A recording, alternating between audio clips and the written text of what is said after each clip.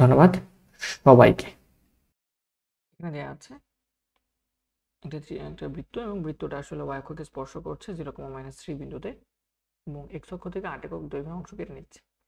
আমরা জানি একটা বৃত্তের যদি y অক্ষকে স্পর্শ করে তাহলে ওই বৃত্তের কেন্দ্রের স্থানাঙ্ক হয় -3, -f এবং ওই বৃত্তের যে স্পর্শবিন্দু আছে সেই স্পর্শবিন্দু হয় 0, -f যদি y অক্ষকে স্পর্শ করে। তাহলে যেহেতু দেয়া আছে স্পর্শবিন্দু 0, -3 এবং আমরা জানি স্পর্শবিন্দুর স্থানাঙ্ক হচ্ছে 0, -f, সুতরাং আমরা বলতে পারি যেহেতু স্পর্শবিন্দু দেয়া আছে 0,-3 এবং আমরা জানি এটা হচ্ছে 0, -f হয়, সুতরাং f এর মান হচ্ছে 3। আর যেহেতু এটা y অক্ষকে স্পর্শ করেছে তার মানে y অক্ষের খণ্ডিত অংশ 0 এবং y অক্ষের খণ্ডিত অংশ 2√f² - c = 0। তাহলে আমরা জানি যদি y অক্ষকে স্পর্শ করে তাহলে c = f² হয়। এখান থেকে দেখো একই জিনিস। তাহলে যেহেতু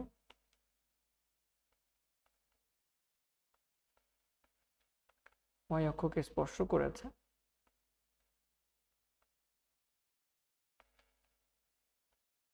সেহেতু c = f² = 9, c এর মান পেয়ে গেছে। এবার x অক্ষের খণ্ডিত অংশ 8 দেয়া আছে। আবার প্রশ্ন মতে আমরা বলতে পারি 2√g² - c = 8। তাহলে এখান থেকে বলা যায় 2√g² - 9 = 8 এবং এখান থেকে g এর মান কত পাওয়া যায়? 8 কে 2 দিয়ে কাটলে 4, উভয় পক্ষে স্কোয়ার করে দিবা 16, 16 আর 9 যোগ হলে 25, সো g এর মান আসবে +-5। আর g এর মান পেয়ে গেছো, f এর মান পেয়ে গেছো, c এর মান পেয়ে গেছো, সুতরাং নির্ণেয় বৃত্তের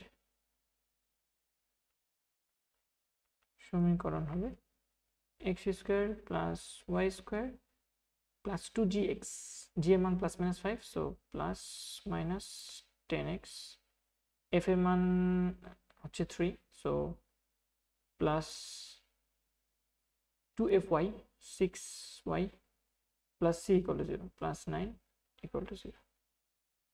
সো এটা হচ্ছে আমাদের কাঙ্ক্ষিত বৃত্তের ইকুয়েশন এবং এটা এটার সাথে মিলে যাচ্ছে, সুতরাং আমরা বলতে পারি সহজ।